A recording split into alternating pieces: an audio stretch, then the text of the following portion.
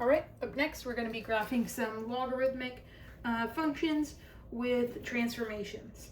So again, just like with the exponentials, our first step is to identify what that base is. So if we have f of x equals 3 minus the log of x plus 1, our base here is going to be 10, right?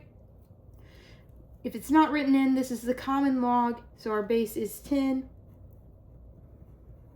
Our base points for this, we're going to have in the middle 1, 0.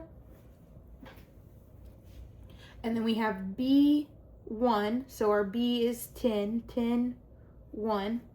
And then b squared, 2. So 10 squared is 102. And then in the other direction, we flip them. So 1 over b, or 1 over 10, negative 1, and 1 over b squared, so 1 over 100, negative 2. All right, so those are our base points. Now we need to do some transformations. We've actually got 3 here. We've got a negative in front of our log. That one's easy to miss. We've got this 3, and we've also got a plus 1. This one is a bit more complicated than what you'll see on the test, or really anywhere outside of this in the homework. Okay, so this plus 1, let's address that first. This plus 1 inside of the logarithm here with the x, that is a horizontal shift. It's telling us to go left 1, and we're going to do that by doing x minus 1. Okay, now we've got this negative outside of the logarithm, so that's telling us take our y's and make them negative y's. And then we've got this 3, and that's telling us to go up 3. And we're going to do that by doing y plus 3. Now what we're going to want to do here, we have 2 transformations on the y's. So we're going to want to do them in the correct order. We need to do the reflection first, then our shift. So the reflection, then the shift. So let's start with the x's. Those are a bit more straightforward. So if we're doing our x's, those are going to be x minus 1.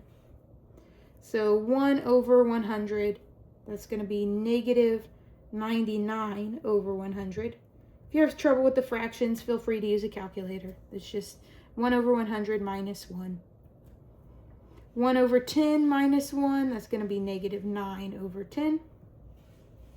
1 minus 1 gives us 0. 10 minus 1 gives us 9. And 100 minus 1 gives us 99. Okay, so those are our x's. And now these y's, maybe I'll do these in a different color so we can see what's happening, right? So our y's, we're going to do negative. We're going to turn them negative. So y is going to become negative y. And then we're going to add 3. All right. Maybe it'll be easier to see what I'm doing if I use a calculator. So we'll do 2, or negative 2 is going to become 2, right? We're going to change the sign on that. So that's going to become 2, and then we'll add 3. So that'll become 5, right? So we change the sign, then we add 3. Change the sign, 1 becomes negative, or negative 1 becomes 1, and then we add 3. That gives us 4. 0, there's no sign to change. We just add 3. 3. 1 becomes negative 1. We change the sign, and then we add 3. So negative 1 plus 3 is going to give us negative 2. Negative 1 plus, negative 1 plus 3 is giving us positive 2. Goodness. And then 2, change the sign, negative 2 plus 3 is going to give us 1.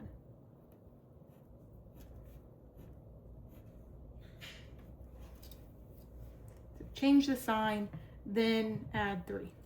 Okay, so then let's graph these.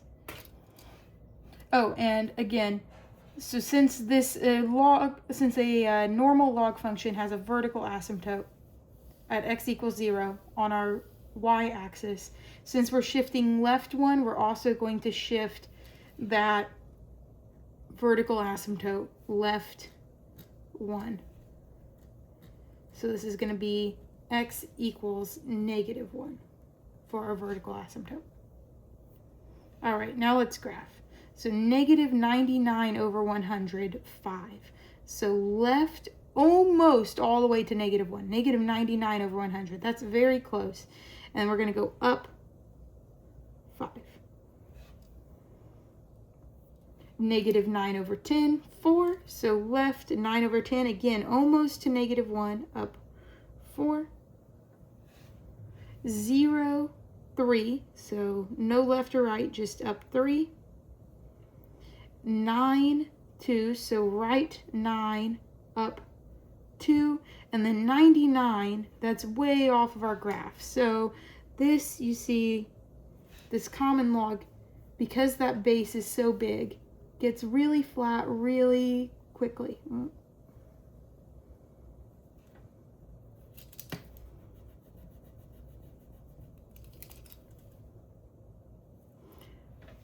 All right.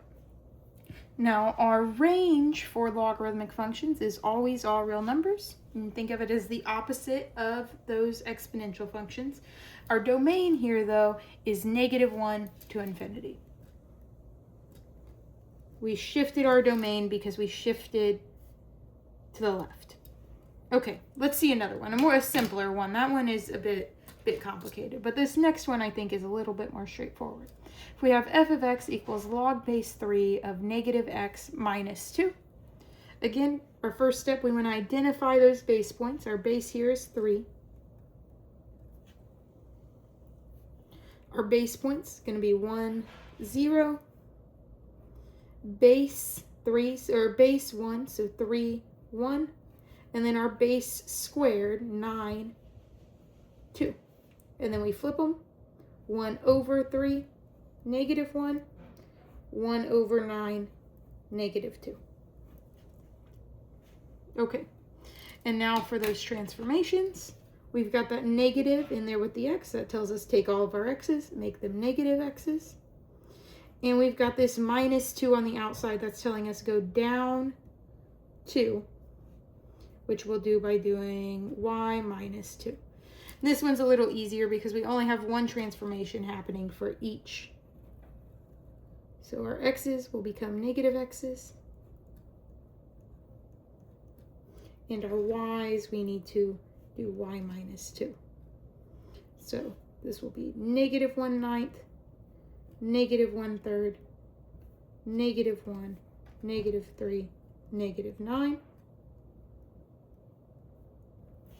And then our y's, we're subtracting 2. -2 minus 2, -1 minus 2, 0 minus 2, 1 minus 2, and 2 minus 2. All right, and now we graph these points. Oh, and our vertical asymptote here, we haven't shifted left or right at all. So our vertical asymptote is going to stay at x equals 0.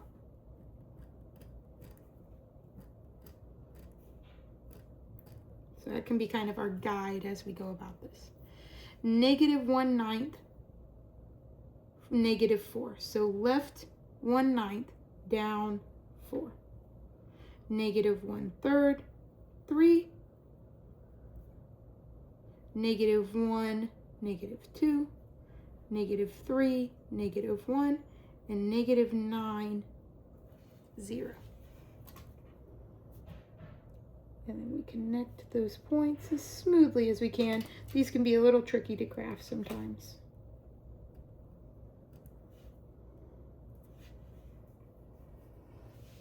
And this one, because we flipped horizontally, our domain now is going to be -infinity to 0, and our range is all real numbers, as it is with all logarithmic functions.